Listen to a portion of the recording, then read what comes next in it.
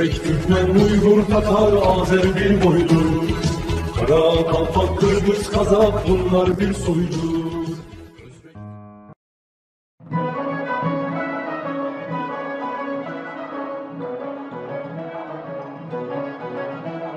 Kimin ağrıyor canı, bol şahisin mercanı. Kimin ağrıyor canı,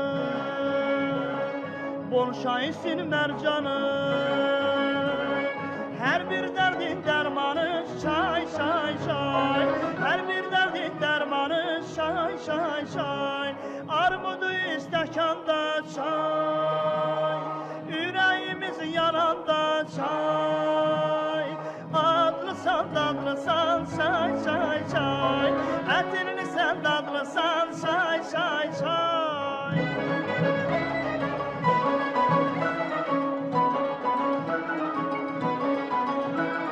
Herkese gelse konak, lazım değil soruşma.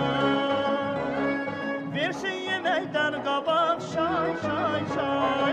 Versin yemekten kabak şay şay şay. Kışın kalır şağında, yayda gün kabağında. Gezirler sorağında şay şay şay. Gezirler sorağında şay şay şay. Armudu istekanda çay. Yüreğimiz yananda çay. Adlısan dadlısan şay şay şay. Etini sen dadlısan şay şay şay. A günümü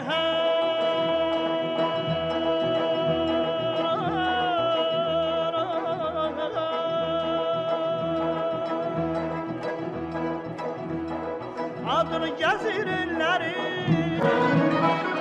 kimi yoktur haberi. Bol şahisinin mehleri şay şay şay. Bol şahisinin mehleri şay şay şay. Armudu istekanda çay. Yüreğimiz yananda çay. Adlısan dadlısan şay şay şay. Etini sen dadlısan şay şay şay. Mehleri şay şay şay. Hürrengi şay şay şay. Чай, чай, чай. Когда Британия перекрыла поставки чая в Россию, субконтинента в 1917 году русские были вынуждены начать выращивать свой собственный чай на грузинском побережье. Тогда, в 30-е годы, Зихни Дерин предложил создать узкую полосу на побережье с турецкой стороны границы. Производство чая в Турции главным образом началось в первые годы существования республики в восточной части Черноморского побережья. Многие из чайных плантаций сосредоточены вокруг города Риза и от грузино-турецкой границы до Трабзона, Аракли, Карадере. Чайные плантации местами уходят от побережья на 30 километров вглубь материка и поднимаются в горы на высоту около 1000 метров. В 1947 году была построена первая чайная фабрика в Ризе, а в 1965 производство чая уже практически полностью обеспечивало потребности внутреннего рынка. Сначала закупка, переработка и продажа чая были абсолютной монополией государства, до тех пор, пока в 1971 году эти полномочия не были переданы чайной корпорации. И только в 1984 году монополия на производство чая была отменена, и чайного производства перешла в частный сектор.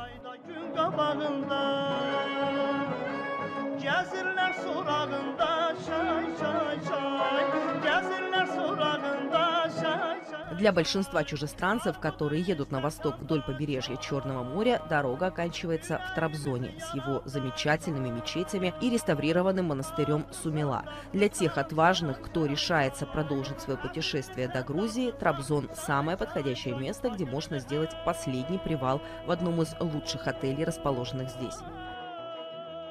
Сегодня Турция экспортирует чай в 42 страны. В топ-3 импортеров турецкого чая входят Германия, Франция и Нидерланды.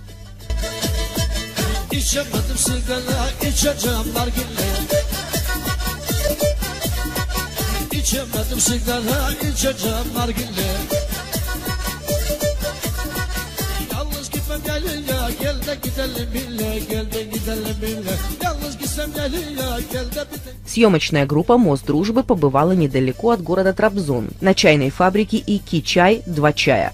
После короткого экскурса генеральный директор этой фабрики Кемал Кахраман отметил: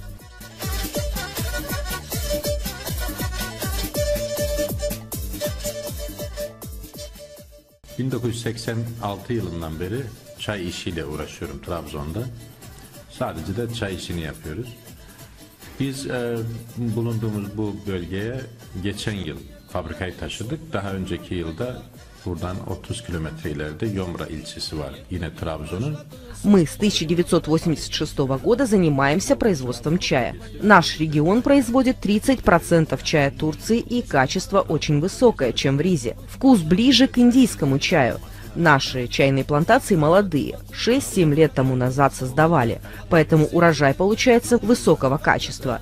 Каждый день обрабатываем около 100 тонн зеленого чая. От этого получаем в чистом виде 17 тонн готовой продукции. Процесс производства чая занимает обычно около 6 месяцев и длится с мая по октябрь. Благодаря подходящим климатическим условиям удается выращивать и производить замечательный чай без использования каких-либо химических удобрений или добавок. В год 3 раза собираем урожай – в мае, июле и в сентябре. Иногда 4-й раз тоже собираем чайные листы. Знаете, у людей есть свои чайные плантации, но нет фабрик.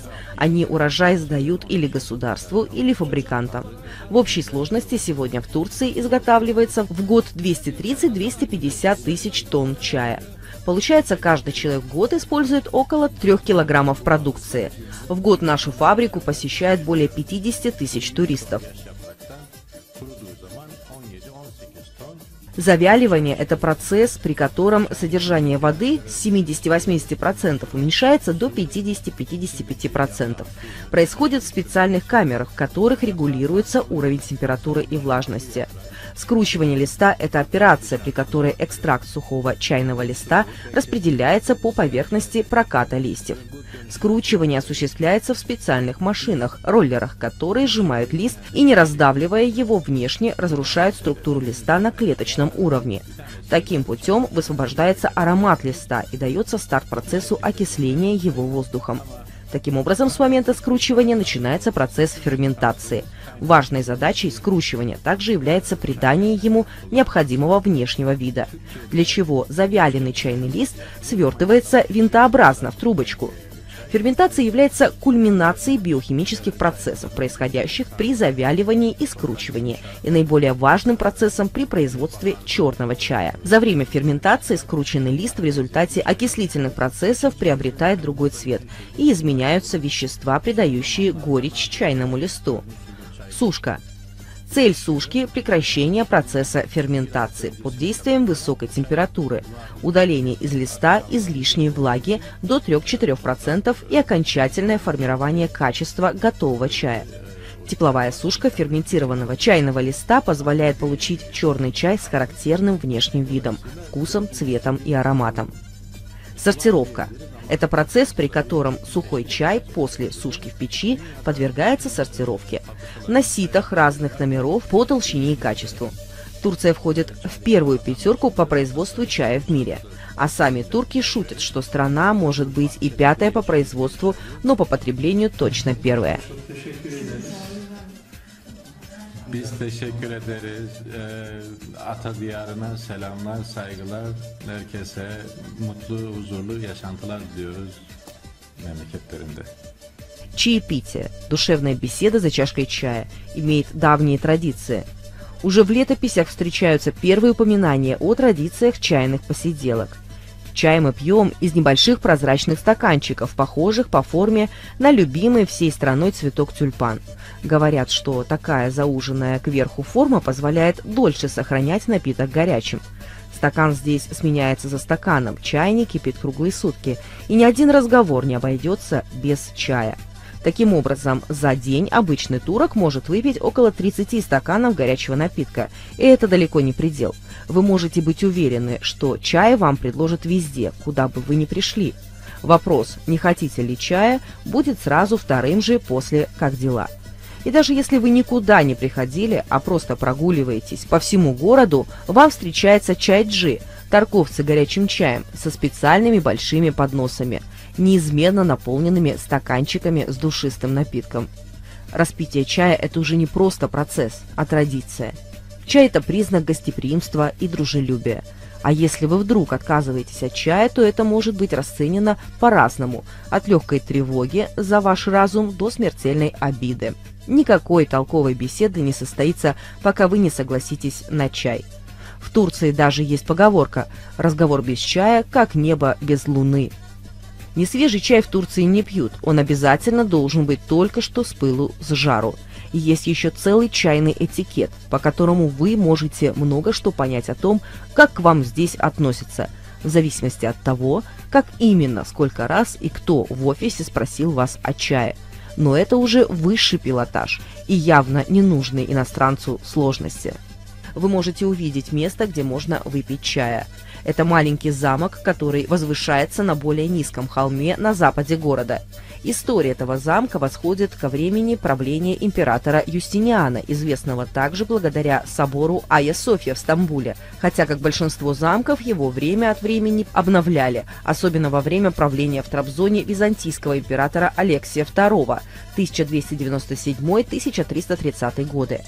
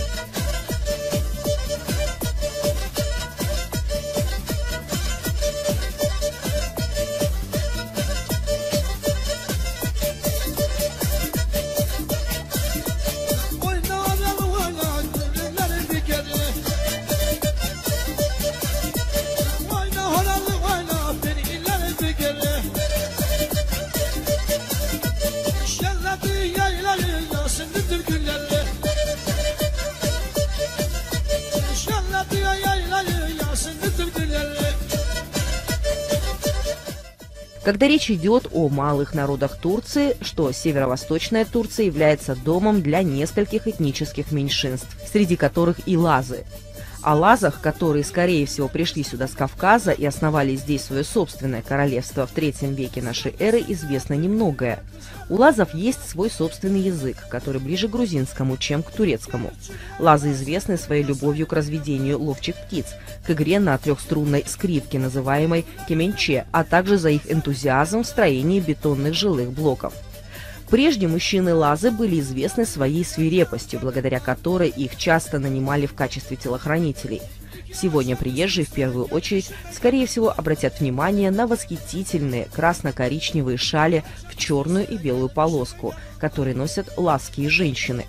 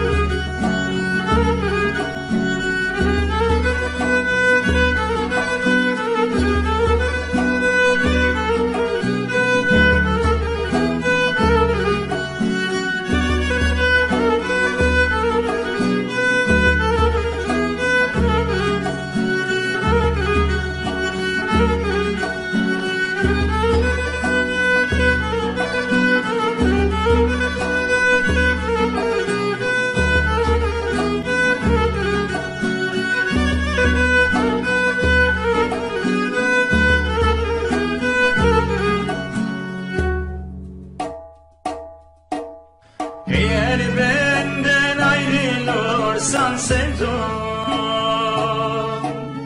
eğer benden ayrılırsan sevdum, yemin ettim çiçek açmayacağım, yemin ettim.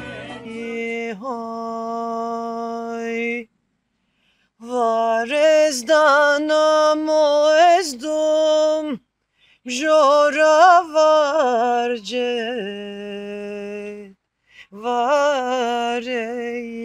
hoy, Jora varce varey hoy.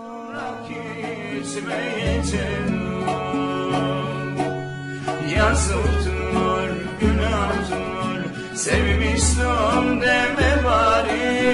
Bıraktın gittin beni, Davud'un ellerin yari.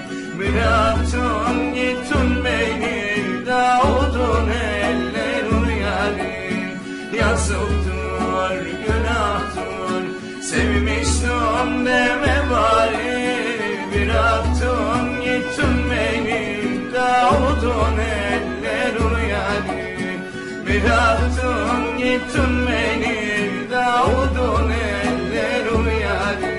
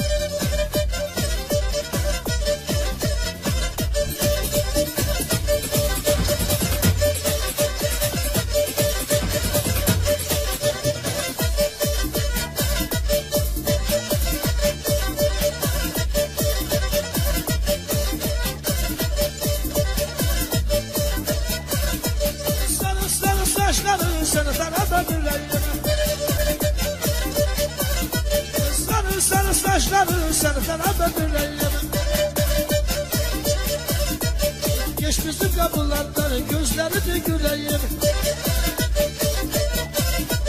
Gel geç bizim yayladan gözlerini güleyim.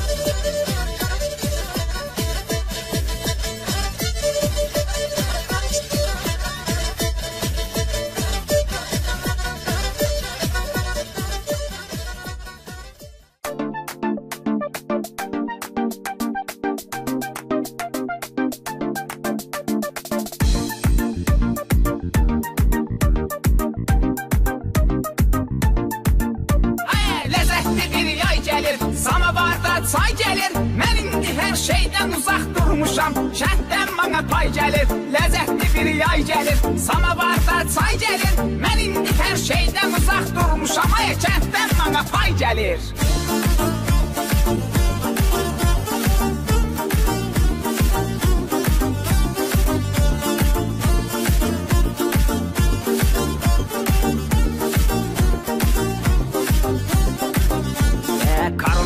Yolumu, bağladı el qolumu, pulum təmiz qutarıb, çəkirəm it zulumu.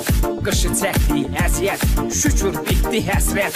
Hər gün dəniz qırağı, elliyə istirahət. Ləzzətli bir yay gəlir, samavarda çay gəlir. Mən indi hər şeydən uzaq durmuşam, kənddən bana pay gəlir. Ləzzətli bir yay gəlir, samavarda çay gəlir. Mən indi hər şeydən uzaq durmuşam, ay, kənddən bana pay gəlir.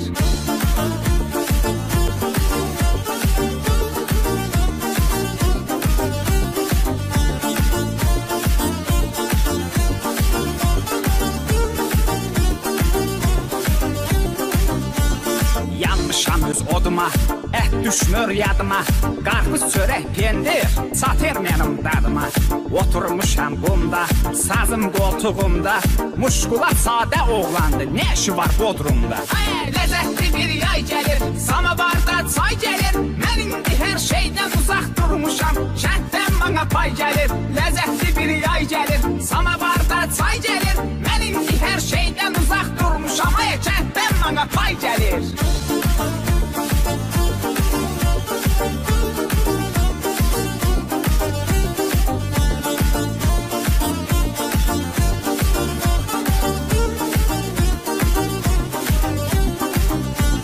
Mangal tüstülənsin, külləmə də gəlsin, verim özümü zaqara, canım istilənsin. Düşmanların ürəyin həmişə çatladacaq, muşkulat bu yayda trendi partladacaq. Ləzzətli bir yay gəlir, samavarda çay gəlir, mən indi hər şeydən uzaq durmuşam, kənddən bana pay gəlir. Ləzzətli bir yay gəlir, samavarda çay gəlir, mən indi hər şeydən uzaq durmuşam, kənddən bana pay gəlir.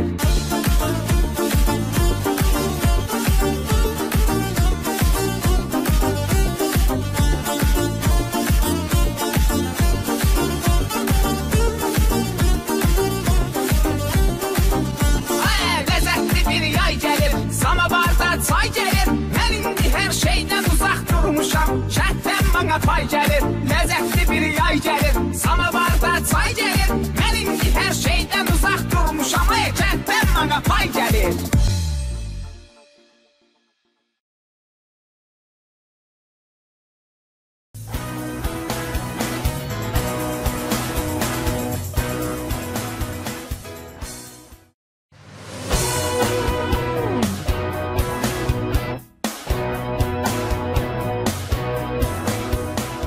Каждый уголок Турции уникален. Традиционные блюда, сладости, изделия, нравы и привычки. Что может быть лучше, чем окунуться на денек в жизнь маленького турецкого городка? Мы в Эскишехире, или, правильнее сказать, в старом городе. Ухоженный и компактный город в северо-западной Турции, заметим, согласно решению саммита глав тюркоязычных государств, стал культурной столицей тюркского мира 2013 года. В начале XIV века Эскишехир, или Старый город, был столицей молодого османского государства. В начале XX полем сражения греческих войск с армией Турции. В начале 21-го это студенческий центр страны и турецкая Венеция одновременно.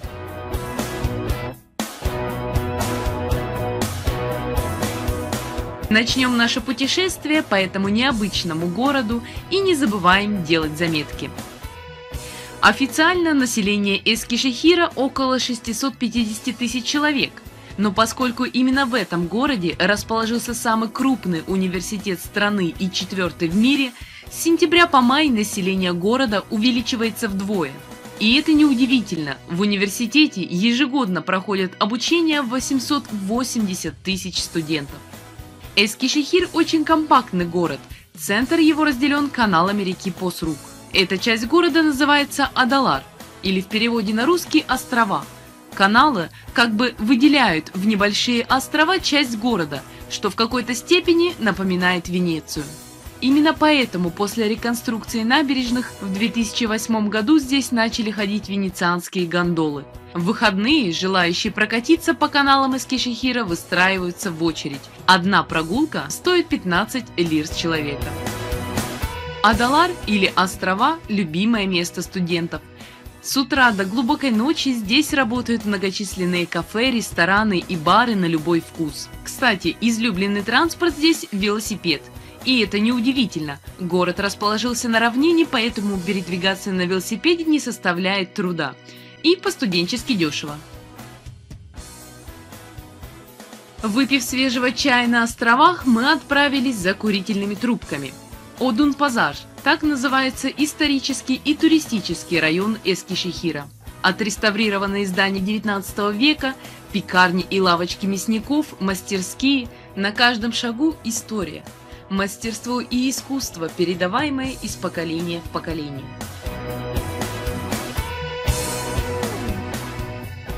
С виду обычная туристическая лавочка, украшения, изделия из морской пенки. Но это место одновременно и мастерская, которая 4 поколения подряд производит курительные пенковые трубки. Морская пенка – это пористый минерал, крупное месторождение которого находится в окрестностях Эскишехира.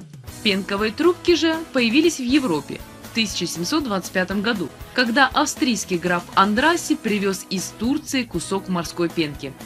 Ради эксперимента граф предложил своему мастеру Карло Кавату сделать из пенки трубку. И на заметку, у трубки из пенки есть свои весомые преимущества. Она быстро нагревается, не горит, отлично впитывает влагу и не требует предварительного обкуривания. Возможно, именно поэтому пенковые трубки сразу же полюбили в Англии, Австрии и Германии. Мастера в этих странах вырезали на кусках минерала античные сюжеты и карикатурные портреты исторических деятелей. Сегодня практически все пенковые трубки делаются здесь, в Эскишехире. Работа ручная и требует талант скульптора. Мастера говорят, что только в процессе работы становится понятным, какой формы будет та или иная трубка и кто на ней будет изображен. Минерал диктует правила, а не мастер. Таким образом, сделать 2 идентичные трубки невозможно. И на заметку, из морской пенки здесь делают не только трубки, но и кольца, серьги и другие украшения.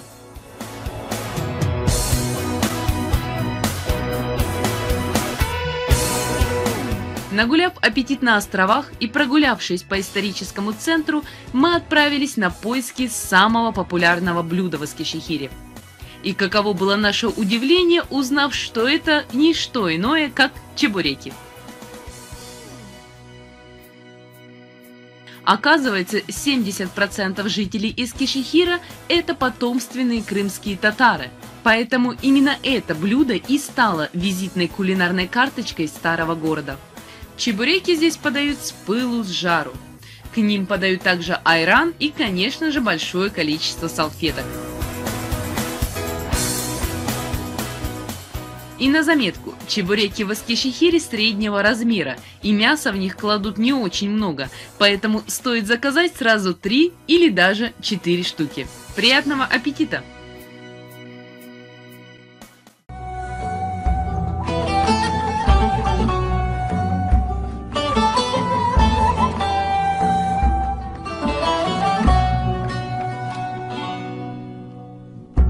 Мевлана Джалалиддин Руми – великий мыслитель и поэт XIII века. Родился в Балхе 30 сентября 1207 года и скончался 17 декабря 1273 года. Он был похоронен в городе Конья в Турции, где он провел большую часть своей жизни. Несмотря на то, что прошло более 800 лет с момента рождения Мевланы, его философия продолжает освещать души и путь людей. Его стихи обращаются ко всем людям, независимо от времени и места. Философия любви Мевланы на протяжении долгих веков привлекает внимание не только турецкого народа, но и всех людей мира разных культур и вероисповеданий. Мевлана оказал влияние на многих деятелей культуры, от немецкого классика Гёте до известного хореографа Мориса Бежара, и это влияние сохраняется и в наши дни. Многие мыслители и писатели разделяют слова известного французского тюрколога Ирен Меликов, которая сказала: «Если все народы переведут на свои языки и прочитают произведения Мевланы, то в мире не останется ни вражды, ни войн, ни мести, ни ненависти». Мевлана говорил: «Мы не сажаем в эту землю ничего, кроме любви. В это чистое поле мы не бросаем другого семени». Послание Мевланы, которое ставило целью посеять среди людей любовь, мир и понимание, в наши дни приобретает особый смысл. Человечество прожило уже 800 лет, а учение Руми как было истинным, так и осталось.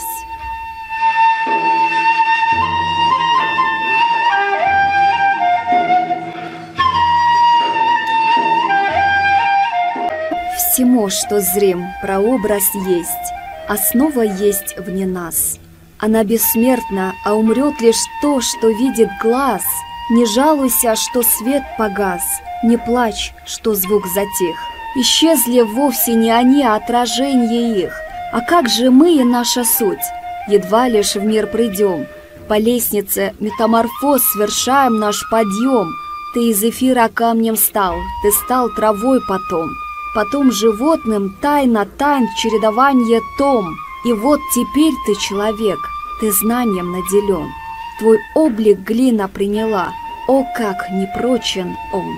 Ты станешь ангелом, пройдя недолгий путь земной, и ты сроднишься не с землей, а с горней вышиной. О, Шамс, в пучину погрузись, от высей откажись, и в малой капле повтори морей бескрайних жизнь.